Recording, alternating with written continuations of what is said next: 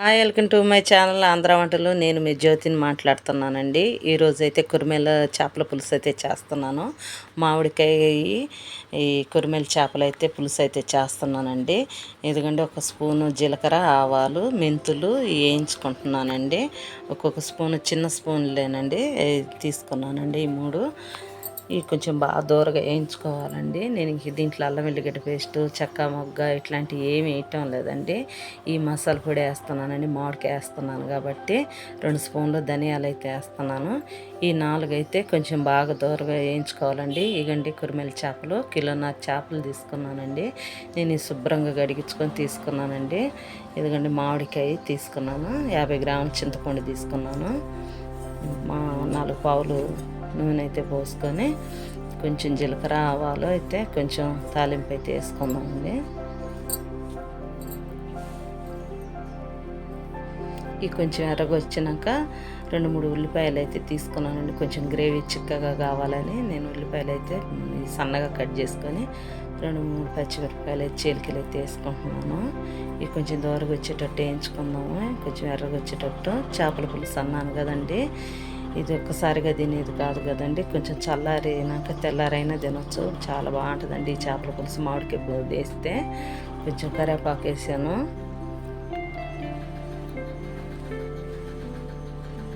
ఎందుకండి ఒక్క టమాటా అనే వేస్తున్నానండి. నేను ఎక్కువ టమాటాలు కూడా వేయటం లేదు. కొంచెం టేస్ట్ కోసం వేస్తున్నానండి. ఉంటే వేయండి, లేకపోయినా వేయకపోయినా పర్వాలేదు. నేనైతే ఒక స్పూన్ అయితే పసుపు అయితే వేస్తున్నాను. ఇవి కొంచెం ఎర్రగా వచ్చేటట్టు అయితే వేయించుకున్నాము. బాగా వేగాలండి.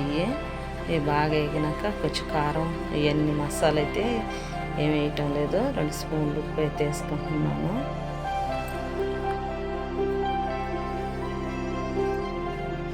ఈ చేపల పులుసు మా నాన్నమ్మ చేస్తుండేదండి చిన్నప్పుడు. ఇప్పుడంటే మనం అంతా మసాలా వేస్తున్నాం కాబట్టి నేనైతే మా నాన్నమ్మ చేసినట్టే చేసి చూపిస్తున్నానండి. 3 స్పూన్ల కారం కూడా వేసుకున్నాను. ఎక్కువ వేయటం లేదు. 3 స్పూన్ల కారం వేసానండి. కొత్త కారం కదా, చూడు బాగా ఎర్రగా వచ్చిందో.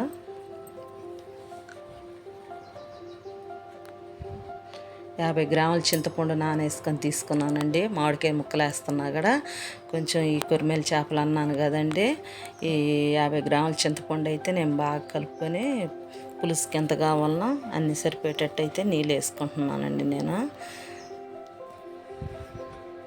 మామిడికాయ ముక్కలు కూడా వేస్తాను కదండి, కొంచెం పులుసుకు తగ్గట్టే వేసుకున్నాను. ఇదండి పులుసు అయితే మరిగింది కదా. ఇప్పుడు ఈ చేప ముక్కలన్నీ వేద్దామండి. నేను ఈ వీడియోలు ఎందుకు పెట్టడం లేదంటే మా బాబుకి ఇప్పుడే ఎగ్జామ్స్ కదండి, ఇంకా అటు ఇటు తిరుగుడు ఎక్కువైపోయింది. ఇంకా అందువల్ల వీడియోలు చేయాలన్నా కూడా కొంచెం లేట్ అవుతుందండి, అందుకు చేయటం లేదు నేను.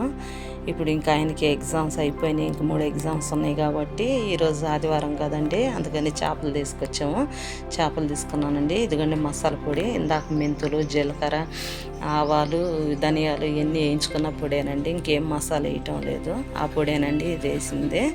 ఈ చేపల పులుసు కొంచెం బాగా మరగాలండి. ఈ మరిగే లోపల ఈ మామిడికాయ ముక్కలు కోసుకున్నాము.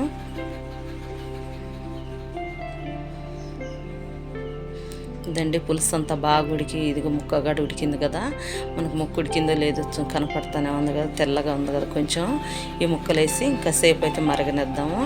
ఈ ముక్కలు కూడా పొక్కు తీయకుండా వేయాలండి. పొక్కు తీస్తే ఏంటంటే మొత్తం గుజ్జుగా ఉడికిపోతుంది. ఈ ముక్కతో ఉంటే ఏ ముక్క తీరుగానే ఉంటుంది. నేను ముక్క అయితే పొట్టు అంతా తీయకుండా వేస్తున్నాను. 2 మామిడికాయలు కదా ఉంది, కానీ నేను ఒక కాయ కోసేస్తున్నానండి పులుసుకు సరిపోయినంత. ఎందుకంటే పులుసు అయితే బాగా మరిగిపోయింది. మామిడికాయ ముక్కలు కూడా బాగానే ఉడికినాయి. ఇదండి ముక్క కూడా బాగా ఉడికింది. ఇంతేనండి చాలు. నేనైతే ఈ చేపల పులుసులోకి అయితే సంకట అయితే చేస్తున్నాను. సూపర్గా ఉంటుందండి సంకట్లోకి అయితే ఈ మామిడికాయ పులుసుతో. ఈ చేపల పులుసు చాలా బాగా కుదిరిందండి. మీరు కూడా ఒకసారి ఇట్లానే చేయండి. నాకు చాలా బాగా కుదిరింది. వీడియో నచ్చితే లైక్ చేయండి, షేర్ చేయండి, సబ్స్క్రైబ్ చేయండి.